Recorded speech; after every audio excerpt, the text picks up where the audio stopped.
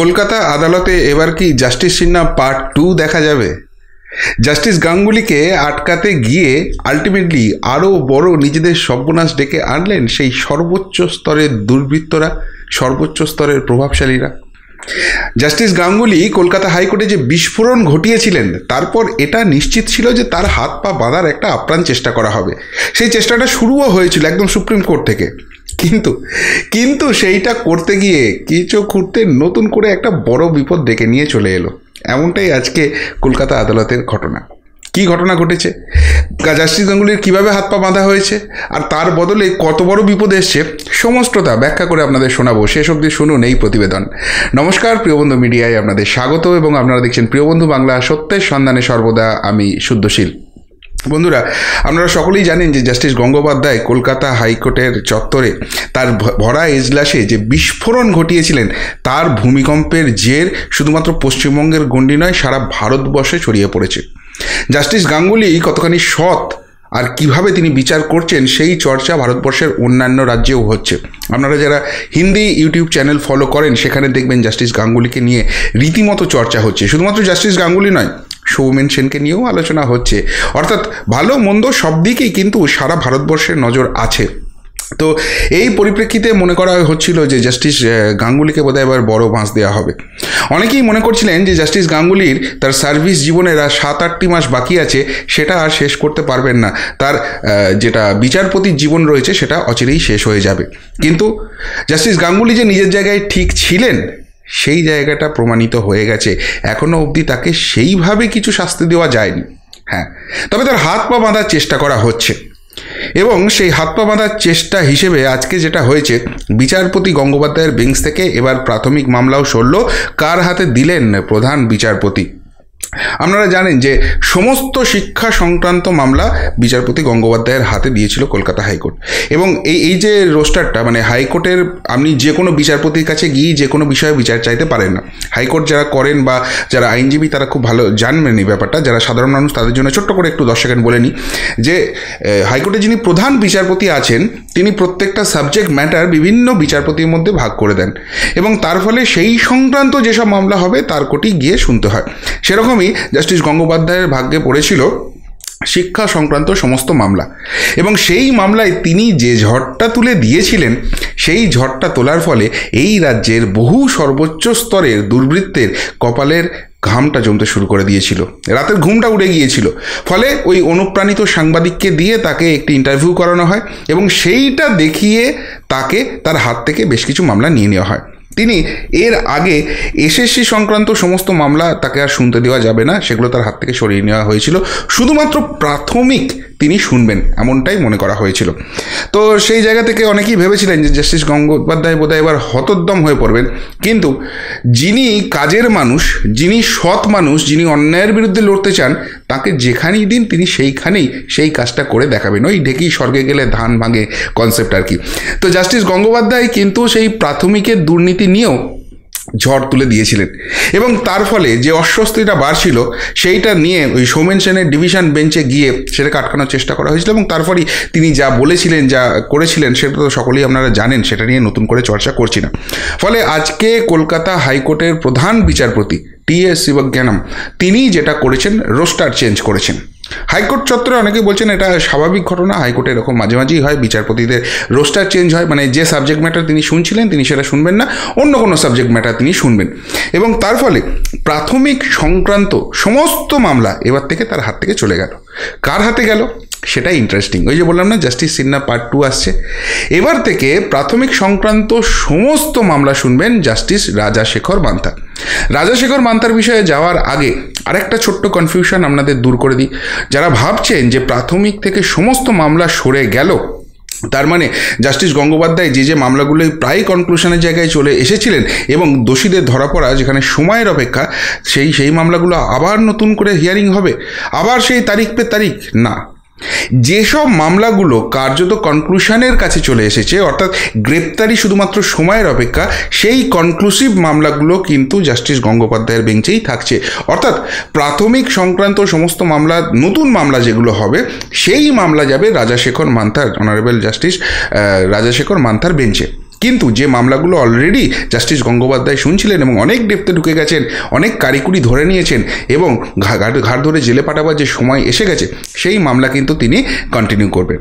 এবার রাজাশেখর মান্থা জাস্টিস, মাননীয় জাস্টিস, তার হাতে যখন এবার প্রাথমিক সংক্রান্ত মামলাগুলো যাচ্ছে, কেন বলা হচ্ছে যে জাস্টিস অমৃতা সিনহা পার্ট 2 এবার কলকাতা হাইকোর্ট দেখতে চলেছে? দেখুন, একটা কথাই বলতে পারি, এই জাস্টিস রাজাশেখর মান্থাদের মতো মানুষ ছিলেন বলেই আজও বিরোধী কণ্ঠস্বর পশ্চিমবঙ্গে টিকে আছে। আজও এই রাজ্যে শাসকের আইন নয়, আইনের শাসনটাই প্রতিষ্ঠিত হয়েছে। এবং তিনি যে কত বড় অস্বস্তির কারণ আমরা বারবারই শুনেছি ওই 3.5 বছরের জেল খাটা আসামিটার মুখে। কেউ কেউ কেউ কেউ করে বারবার তাকে আক্রমণ করেছে। এমনকি এতখানি হতচ্ছাড়া অসভ্যের দল এরা যে তার বাড়ির বাইরে পোস্টারিং করে। আর কলকাতা পুলিশ সব কিছু খুঁজে ফেলে, কোন ইউটিউবার কি বলছে, তাকে কি কেস দিতে হবে, তার ব্যাঙ্ক অ্যাকাউন্ট কী করে ফ্রিজ করতে হবে, কোন বিরোধীকে কোন ফলস কেস দিতে হবে, সব তারা করতে পারে।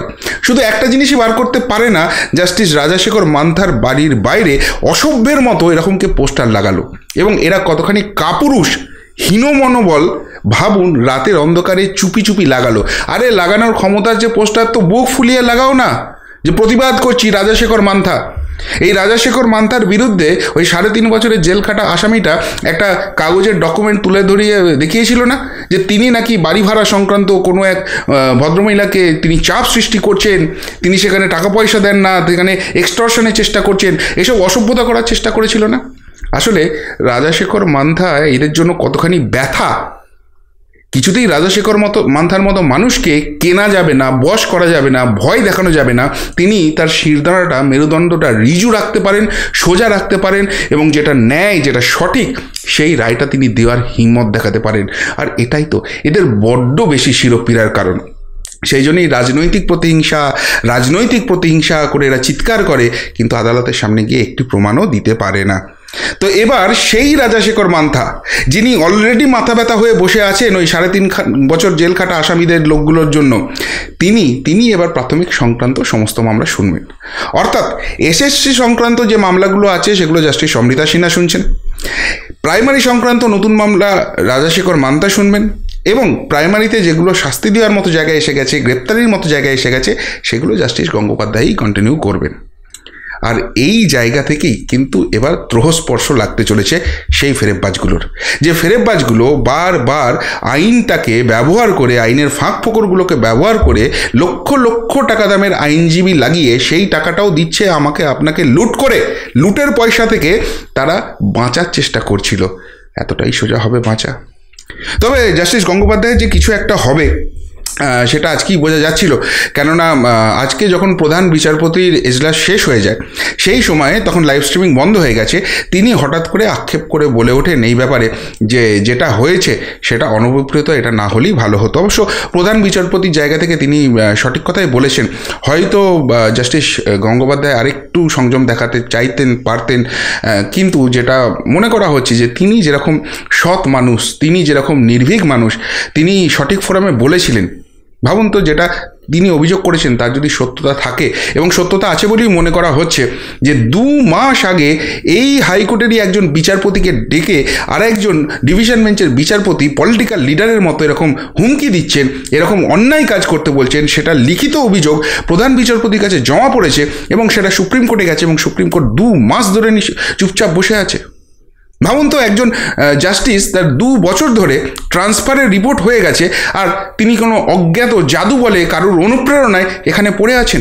তিনি একটার পর একটা যে রায় দিচ্ছেন, সেই প্রত্যেকটা রায় এই যে জাস্টিসের পথ, যে ন্যায়ের পথ, যে অন্যায়টাই গোটা রাজ্য জুড়ে হয়ে চলছে, অন্ধকারের দিকে চলে যাচ্ছে, সেইখান থেকে বাঁচার আলোর পথ ছিল, সেই প্রত্যেকটা জায়গা তিনি স্তব্ধ করে দিচ্ছেন। সাধারণ মানুষের হয়তো আইন জ্ঞান অতখানি নেই, কিন্তু তাদের সাধারণ বোধটা আছে। তো সেই জায়গা থেকে তিনি বলে ফেলেছেন, রাইট ফোরামে বলার পরও হয়তো সত্য ঘটনা কিছু হয়নি, সেখানে যে স্টেপ করার ছিল সেটা করা যায়নি, সেই জন্য বলে গেছেন। ফলে প্রধান বিচারপতি আজকে এটা নিয়ে খুব আক্ষেপ করেছেন। তবে আরেকটা চমকপ্রদ ঘটনা ঘটেছে, সেটা হচ্ছে যে এই সৌমেন সেনের বেঞ্চে আজকে কিন্তু এই শিক্ষা সংক্রান্ত একটি মামলার রায়দান ছিল, এবং সেখানে অলমোস্ট হিয়ারিং হয়ে গেছে, যার যা শোনার আছে সব শোনা হয়ে গেছে। এই অবস্থায় সেই বেঞ্চে আজকে মামলা করতে গিয়েছিলেন তৃণমূলের সাংসদ কল্যাণ বন্দ্যোপাধ্যায়, এবং তিনি সেখানে গিয়ে কথা তোলেন যে আমি জাস্টিস গঙ্গোপাধ্যায় সম্পর্কে কিছু বলতে চাই। আসলে জাস্টিস গঙ্গোপাধ্যায় তৃণমূলের জন্য এতখানি মাথা ব্যথা হয়ে গেছে যে তার বাইরে আর তারা কেউ ভাবতে পারছে না। এখানে তৃণমূল কংগ্রেস বা তাদের নেতারা অভিযোগ করে না যে জাস্টিস গঙ্গোপাধ্যায় অনধিকার চর্চা করছেন, যে মামলায় কারুর নাম নেই তার নাম টেনে এনে তিনি কথা বলছেন, এটা তিনি অন্যায় করছেন। আচ্ছা, আজকে সৌমেন সেনের বেঞ্চে যে মামলা ছিল সেখানে জাস্টিস গঙ্গোপাধ্যায়ের কোথায় কী নাম ছিল? আর জাস্টিস গঙ্গোপাধ্যায়ের বেঞ্চে গিয়ে কল্যাণ বন্দ্যোপাধ্যায় কী করেছেন যে তাকে সেই রিপোর্টটা সৌমেন সেনকে করতে হবে? যদি তার কোনো জাস্টিস গঙ্গোপাধ্যায়ের বিরুদ্ধে বিরোধ থাকে, অবরোধ থাকে, তিনি গিয়ে প্রধান বিচারপতিকে রিপোর্ট করুন না, তিনি সুপ্রিম কোর্টে যান না। সৌমেন সেনকে গিয়ে খোঁচাতে যাচ্ছেন কেন? যে মুহূর্তে সৌমেন সেনের সামনে বিচারপতি গঙ্গোপাধ্যায়ের নাম ওঠে সেই মুহূর্তে সৌমেন সেন বলে আমি আর এই মামলা শুনবো না, অনেক হয়েছে, আমারও মান সম্মান আছে, হেন তেন বলে তিনি উঠে চলে যান, সেই মামলা আর শুনতে চান না। ফলে যারা চাকরি প্রার্থী তারা আবার বাইরে বিক্ষোভ দেখান। হাইকোর্টের বাইরে এরকম বিক্ষোভ দেখানো যায় না, নজিরবিহীন একটা ঘটনা ঘটে। কিন্তু এখানেও প্রশ্ন জাগে, এটা কি পুরোটাই স্ক্রিপ্টেড ছিল? জাস্টিস গঙ্গোপাধ্যায়ের নাম তো ওই মামলায় ওঠার কোনো কথা ছিল না। কল্যাণ বন্দ্যোপাধ্যায় কেন সেই নামটা তুললেন? আর যে নামটা তুললেন সেই নাম তোলার সাথে সাথে জাস্টিস সৌমেন সেন বললেন যে আমি আর এই মামলা শুনবো না, আমি উঠে চলে যাচ্ছি। তার যদি সেই মামলা শোনার নাই হতো, জাস্টিস গঙ্গোপাধ্যায়ের এই বিস্ফোরণ তো অনেক দিন আগে হয়েছে। তিনি তো সেদিনকেই বলতে পারতেন যে শিক্ষা সংক্রান্ত কোনো মামলা আমি শুনবো না।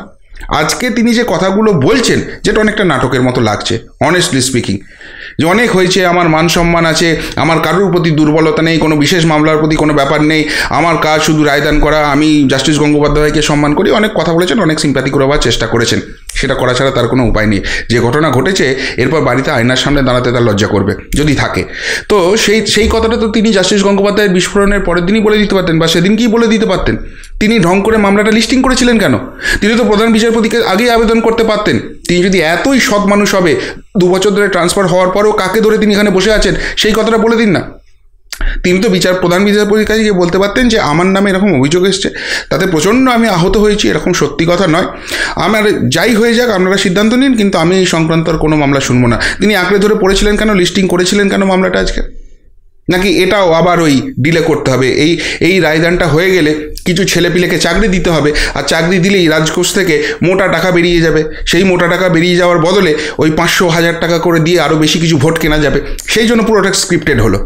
আজকেও এইসব নাটক করে সৌমেন সেন আসলে রাজ্য সরকারের হাতেই এই চাকরিটা যাতে না দিতে হয় সেই ব্যবস্থাটা করে দিলেন। সেই প্রশ্নটাও কিন্তু আজকে আদালত চত্বরে উঠছে। তবে যেটা একটা জিনিস বোঝা যাচ্ছে যে জাস্টিস গঙ্গোপাধ্যায়ের হাত পা বাঁধার চেষ্টা করা হলেও, তার হাত থেকে কেড়ে নেওয়ার চেষ্টা করা হলেও সুপ্রিম কোর্ট কিন্তু এখনও জাস্টিস গঙ্গোপাধ্যায়ের বিরুদ্ধে কোনো কড়া স্টেপ নিতে পারেনি। বরং গতকালই আপনাদের একটা আমি প্রতিবেদন দেখিয়েছি যেখানে বলেছি জাস্টিস গঙ্গোপাধ্যায় যে বিচারটা করেছিলেন সেটাকেই মান্যতা দিতে বাধ্য হয়েছে। কেউ কেউ আপনারা বলছেন যে এটা জাস্টিস গঙ্গোপাধ্যায়কে ঠান্ডা করার জন্য, যে বাবা তুমি আর মুখ খোলো না, আর বিস্ফোরণ ঘটিও না, সেই জন্য এতদিন বাদে মেনে নিল। কিন্তু যেটা মুদ্রা কথা হচ্ছে যে ডিভিশন বেঞ্চে গিয়ে কিন্তু জাস্টিস গঙ্গোপাধ্যায়ের রায়টা খারিজ হয়ে গিয়েছিল, সেই রায়টাই কিন্তু সুপ্রিম কোর্ট আবার দিয়ে দিল। আর তারপর আজকে কলকাতা হাইকোর্টের প্রধান বিচারপতি এই কথা বললেন যে যেটা হয়েছে সেটা অনভিপ্রেত। আমি আবারও বলবো, তার জায়গা থেকে তিনি হয়তো সঠিক কথাই বলেছেন, কিন্তু তিনি এই কথাটা তো একবারও বলতে পারলেন না যে জাস্টিস গঙ্গোপাধ্যায় যেটা করেছেন সেটা অন্যায় করেছেন, তাকে আর কোনো বিচার প্রক্রিয়ার মধ্যে রাখা হবে না, আমি সুপ্রিম কোর্টে জানিয়ে দিয়েছি, সুপ্রিম কোর্ট এবার যা সিদ্ধান্ত নেবে, আমি কোনো আর মামলা দেবো না, সেটাও কিন্তু বলতে পারলেন না। ফলে জাস্টিস গঙ্গোপাধ্যায়ের হাত পা বাঁধার চেষ্টা হলো ঠিক আছে, কিন্তু তিনি যে ন্যায়ের পথে আছে, সত্যের পথে আছেন, এবং তার প্রতিবাদটা যে সঠিক ছিল সেটা সাধারণ জনমানসে প্রতিষ্ঠিত হয়ে গেল। এবং তার থেকেও বড় কথা, জাস্টিস গঙ্গোপাধ্যায়ের হাত থেকে সরিয়ে নিয়ে যার হাতে গেল, তার হাতে গিয়ে যাওয়ার পর এই মামলা নিয়ে হতাশ হওয়ার কিছু ব্যাপার নেই, বরং আরও বেশি উল্লসিত হওয়ার জায়গা রয়েছে।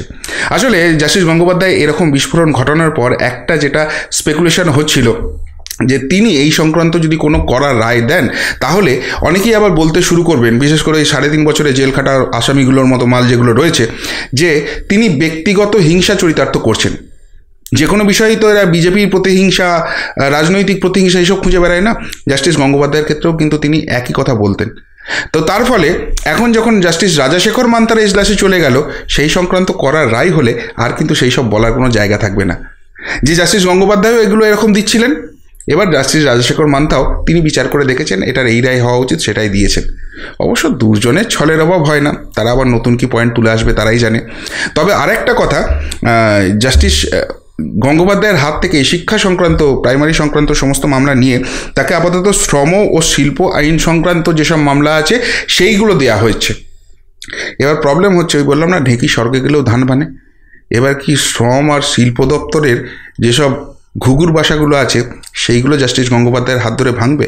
সেখানে আবার নতুন দুর্নীতির ছায়া দেখা যাবে? আবার কোনো নতুন ফেরেববাজের সন্ধান বাংলা পাবে? সেটাও কিন্তু চর্চার বিষয় রয়েছে। যাই হোক, এই ছিল সামগ্রিকভাবে জাস্টিস গঙ্গোপাধ্যায় এপিসোড।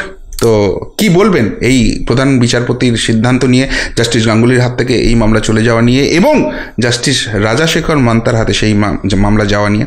যদি কিছু আপনাদের বলার থাকে অবশ্যই কমেন্ট বক্সে কমেন্ট করে জানাবেন। এখনকার মতো এখানেই শেষ করলাম, ফেরত আসছি নতুন প্রতিবেদন নিয়ে খুব তাড়াতাড়ি। ভালো থাকবেন, সাথে থাকবেন, পাশে থাকবেন। নমস্কার।